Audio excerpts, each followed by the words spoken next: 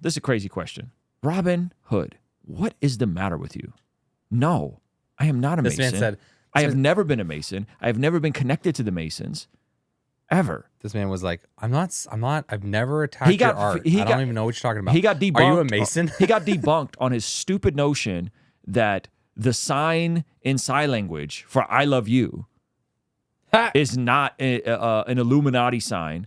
He got fact-checked on the history of most of the symbols that are appropriated by non-Christians are actually founded in Christian art. Specifically, we just went over it for this symbol and this symbol. And so then instead of eating humble pie and just taking the L and saying, yeah, maybe I'm misinformed, I don't know what I'm talking about because I've watched too many freaking conspiracy theory videos. Hello. He then proceeds to ask me if I'm a Mason. No, I'm not a Mason. I have never been a Mason. I think I've met one Mason in my lifetime who interviewed me for a radio show years ago. This is what he wasn't even part of the Freemasons. His name was just Mason. No, he was actually part. He was a Freemason. Okay. This is the sort of like brain rot that causes people to be Christian nihilist, right? Like this is Christian nihilism. When someone does something cool and artistic and creative and tells a great story, when you see God promoting someone who's a Christian and loves Jesus and has been unapologetic, not just on the things I'm for, but also on the things I'm clearly against, which is some of the crazy agendas. You see this, and so in your brain, you can't reconcile that God might be promoting someone. And because there's so much brain rot from too much YouTube, you then proceed to ask, are you a Mason? Because you're afraid of symbols. Because you're afraid, Christian symbols. By the way, Christian symbols. Or just ASL symbols like this for I love you. Whoa. First of all, ASL is when you shake it a little bit. You got to shake it a little bit? Yeah. Okay. So if you don't do that, then you're worshiping Satan. Then you're worshiping Satan. This is sad. Like I honestly feel bad. Like I honestly feel bad for people who and then what they'll do is they'll ask something stupid like this and be like, wait. I never said his art was Illuminati, man. I just think that it's a threat to Christians, which is what he said earlier. This literally said, I'll pull it up. I got the receipts. I'll pull it up. Look what he said. Art is fine. I don't doubt that you have faith and are living by it. I just think it's dangerous to ignore these threats to the church. You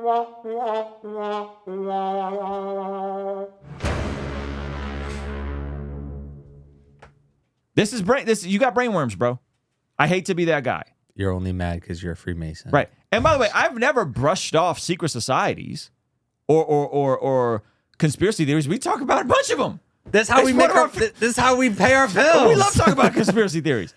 I days ago. No, hold on. I don't like being the one accused of being on the inside of a conspiracy. There's no checks that have cleared. There's no agenda here. And so I'm sorry, bro, but you got brain rot. Like you got brain rot. They got you. They got you. The Christian nihilists got you. They got you. So you got to do better, bro. You got to do better here because I'm going to call you on it. You go on some other channel and they'll let you skate by. You could think the earth is flat. You could think the pews. Get 10 likes and, the pews create run a little everything. Community and your little replies. Yeah, no, we're going to call you out on it. We're going to rebuke you for the foolishness or to even allude that I'm a freaking Mason or the art that we're using is a threat to the church. It's not a threat to the church. You know what's a threat to the church? This nihilistic view that God can't be in something that's cool and awesome and great and beautiful and artistic. This nihilistic view that because something is big, that it's bad. Because something is cutting through in culture and people are going on and curious about the stuff we're doing. Therefore, I'm getting invited on multiple non-Christian podcasts that I get to clearly proclaim the gospel to, that because it's big, it's bad. That's the real threat to Christianity. Hello. That's the real threat to the church. Is people like you who ask stupid questions like this. Has there ever been any indication that I've been a part of any club outside of the church? Ever? Any indication? No. So you see something that's artistic. And by the way, we have the artist who designed the thing that people are like, why is there Illuminati hands? The guy who designed the thing, who's explaining to you, giving you a crash course in Christian history so you can deprogram some of this foolishness, and you still ask a stupid question like this. We're trying to be I'm trying to be patient with some of you. Genuinely, like I love you guys, but I love you enough to tell you the truth. I love you enough to tell you that this ain't it, fam. This ain't it. You're coming and speaking on things that you're ignorant of. And before I ban you, I'm trying to cut through to you. So we're being very patient.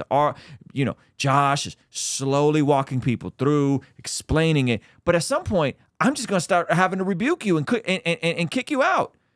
Not because I don't want you to be here, but because if this is how you act in a live chat, I could imagine what your personal life looks like. I could imagine how you treat your friends and family. I could imagine how you treat people who you see who are successful in your own life, and then you assume that they had to sell their soul to the devil to reach any type of notoriety or success. Like, Christian nihilism is the bigger threat. Christian nihilism is what I'm concerned about. Not a false religion and not the Illuminati.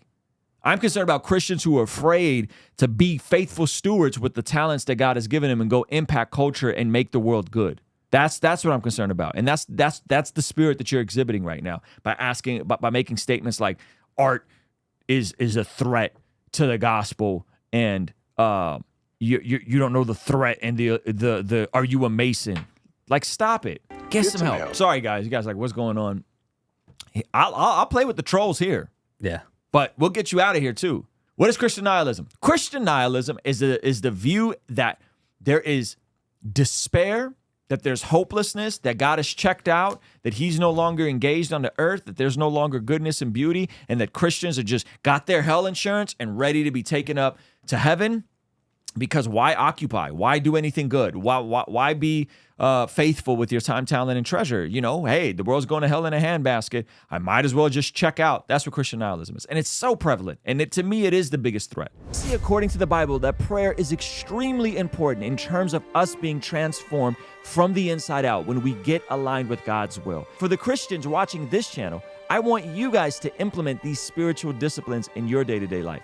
And the only way I've been able to do this consistently is through writing down my prayers in a prayer journal that does a few things. One, it allows me to reflect and come to God humbly and ask him to move on my behalf. And two, it allows me to document my prayers, which ultimately help me remember the very things that I was praying for and see the hand of God tangibly in my life when he answers them. So I would urge you, consider writing down your prayers.